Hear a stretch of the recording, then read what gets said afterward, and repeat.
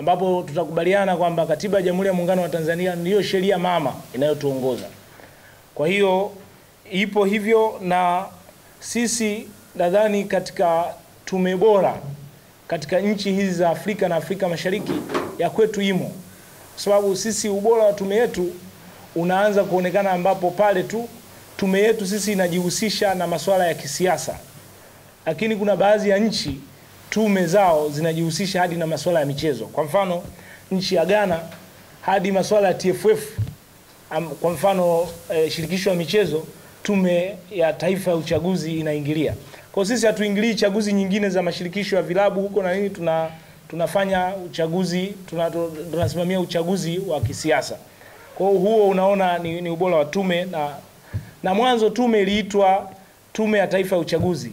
Mabadiliko yamekuja kufanyika, inaitwa Tume Huru ya Taifa ya Uchaguzi, yani INEC.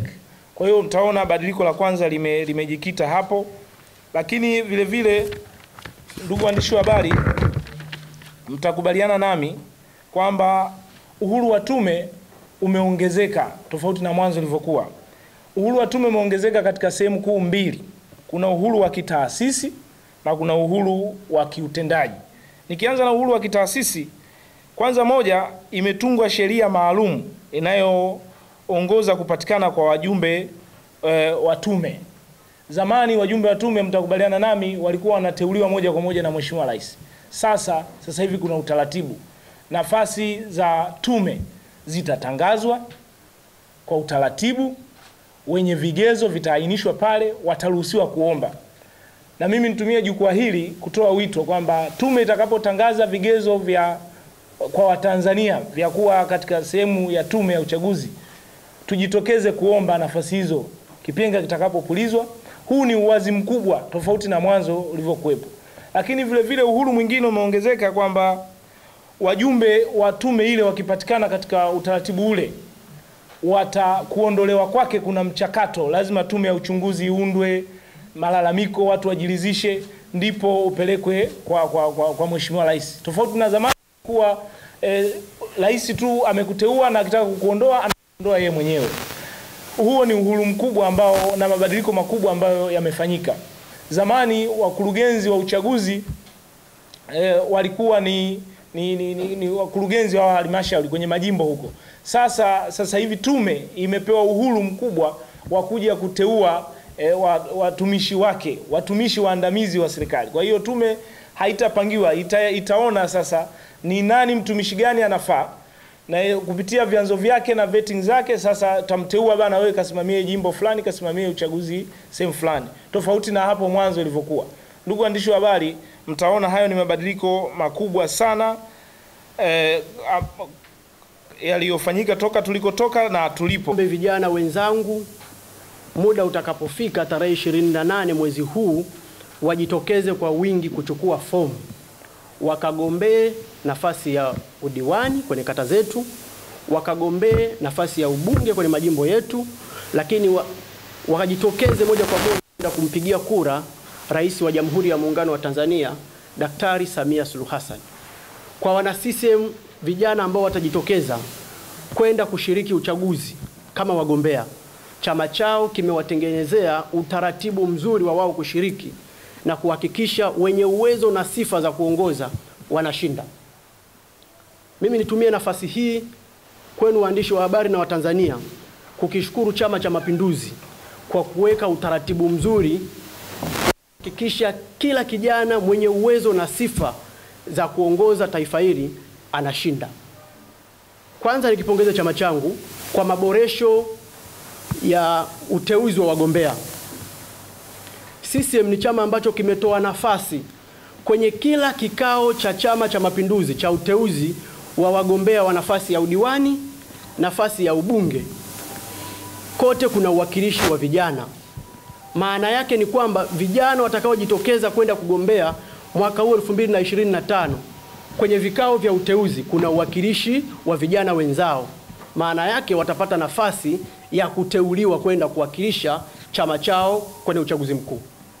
Lakini sio hivyo tu. Havijaishia kwenye ngazi ya mikoa, ngazi ya taifa.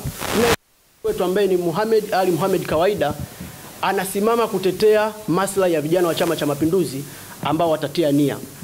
Lakini chama chetu cha Mapinduzi, mtakumbuka mkutano uliofanyika Januari, kilifanya maboresho ya katiba kuhakikisha kinatoa nafasi kwa wanachama wengi zaidi kushiriki kupiga kura za maoni.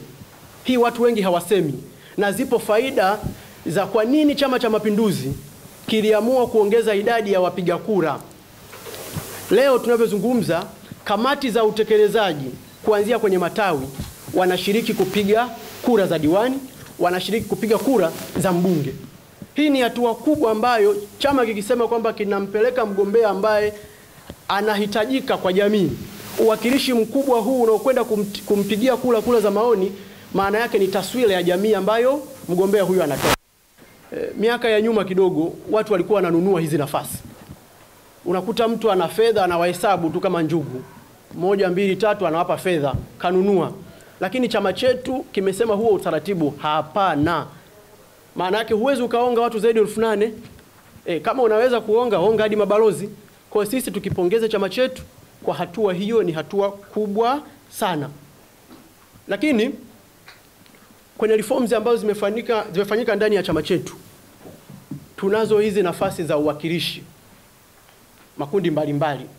Nikipongeze pia chama chetu kwa kuboresha, kwa uwekaji wa ukomo kwa wabunge wa viti maalum, kuwapatia nafasi wanachama wengine waweze kugombea hizo nafasi wakati utakapofika. Lakini kubwa zaidi, kwenye kanuni za uteuzi za wagombea, kimeweka kipengele ambacho vijana wamepewa kipaumbele. Kwanza, kama amefanya vizuri yule kiongozi aliyoko madarakani apewe kipaumbele. Lakini kama kuna kijana aliyejitokeza mwenye uwezo na sifa, chama kitampatia kipaumbele. Lakini kimetoa nafasi kwa akina mama na watu wenye ulemavu, wenye uwezo na sifa, chama pia kitawapatia nafasi. Maana yake ni kwamba ninawahimiza Watanzania, ninawahimiza vijana wenzangu, tujitokeze utakapofika wakati wa kuchukua fomu, tukachukue fomu. Kwa kwanza, serikali chini ya Dr. Samia Suluhu Hassan, Rais wa Jamhuri ya Muungano wa Tanzania, na mwenyekiti wa Chama cha Mapinduzi, imeendelea kutoa ruzuku kwa kaya maskini. Takriban kiwango cha shilingi bilioni 961.5 zimetolewa kwa watu wa kawaida wasiojiweza. Sambamba na hayo, serikali imeendelea kutoa mpango wa elimu bila ada. Hasa ninapozungumza elimu bila ada, tunakumbushana elimu ya kuanzia shule ya msingi kuja mpaka wapi? Kuja mpaka kidato cha 6, ambapo takriban kiwango cha shilingi trilioni, sio bilioni, wewe unajua trilioni 1.3 zimetumika pale, unanielewa vizuri. Lakini pia serikali imeendelea kutoa mikopo kwa elimu ya juu. Ninapozungumza mambo haya, watu wanaweza wakadhani tunaleta mzaha hapa. Asilimia kubwa ya sisi tuliosoma vyuo vikuu tumesomeshwa kwa fedha za serikali. Wanaoweza kuwachukua watoto wao wakawapeleka nje kusoma ni watu wenye mafedha, matajiri. Kwa hiyo ninaposema serikali imetumia kiasi cha shilingi trilioni 2.7 kusomesha watoto wa watu wa hali ya chini, ni uwekezaji mkubwa kabisa wa serikali kugusa maisha moja ya vijana. Watu wengi wanaosoma vyuo vikuu level ya shahada kushuka chini ni vijana.